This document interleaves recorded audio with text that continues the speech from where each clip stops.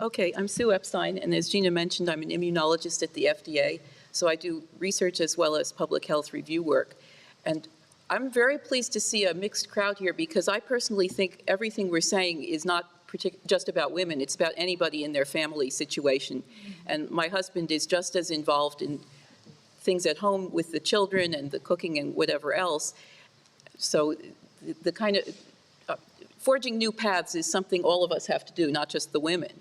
And I think that's the one thing I'll single out to emphasize, is that back when I was beginning, you can see I'm another of the people who's been around a while from my gray hair, things were not set up in a reasonable manner for what people were trying to do if they wanted to have both a scientific career and have children.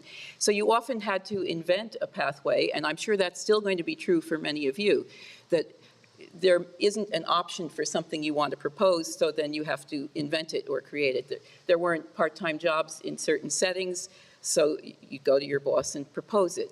There was nowhere to pump, there were no lactation rooms, so you go in the bathroom and do it, et cetera, et cetera.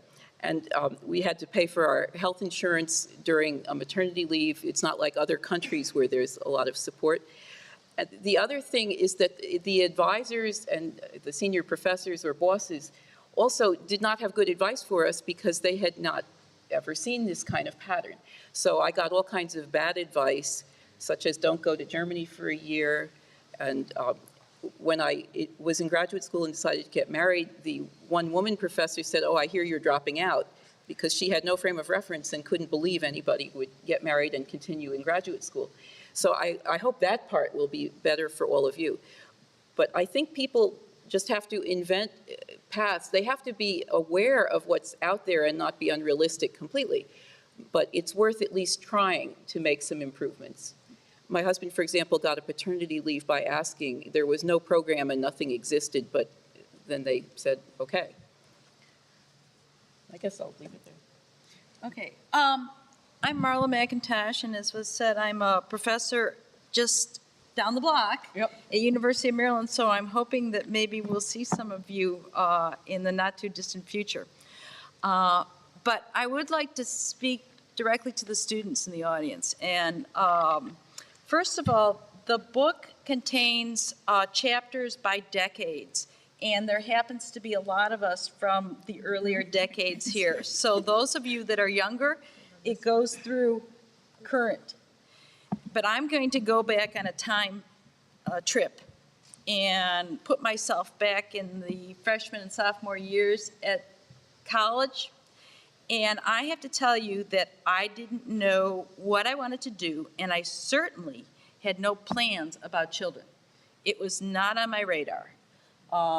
In fact, that's part of my story there, that I found my profession because I met this guy who said, well, you like the outdoors, why don't you study forestry?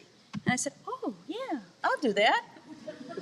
And one of the real draws of forestry was, it was all guys. And this was in the 70s. And it was the ban your bra feminist. And I thought, this is what I'm breaking into, you know?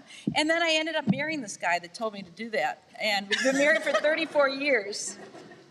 But seriously, I can remember what it was like not to have a plan and not to know where you're going to end up. But the thing that I did was I went into forestry and I didn't follow advice. And it was something that I really did enjoy. But I didn't enjoy it until I got into it. You know, if I hadn't had that suggestion, I would have never known. So one of the things is try different things out. And many of us older women broke into new paths and had people saying, you can't do that. But I have to say that my decisions had nothing to do with thinking about, oh, is this going to be a family-friendly environment? If I have kids, what am I going to do with them over the summer? That was not what I was thinking because I didn't have kids till I was in my mid-30s. And, you know, I didn't see myself going on for a PhD until, you know, I came to graduation time. And then I'm going, what am I going to do? And they go, oh, well, you're going to sit in the tower and watch forest fires. And I said, well, you know, that's not what I really like. So I went on, got my master's in forest ecology, but then I had an aha moment saying, okay, I really don't feel comfortable in ecology. This was in the 70s, and things were much less scientific in those days, and there wasn't much of a base. And I didn't feel like I could have a handle on the subject. So I switched over to agronomy, which was very methodical. I did experimental design. You lay out these plots and you measure things. I felt I could control it. And I also felt that there weren't many jobs in forestry, and I felt compelled about doing something that would help people, and food was, and still is, a primary activity of everybody. So I felt like I wouldn't be out in the woods, but I would still be outside, and I would be doing something that was of the public good. But we're married, and then we went job hunting. I got married after my bachelor's degree, and my husband and I made a pact that whoever got the best offer, we'd go there.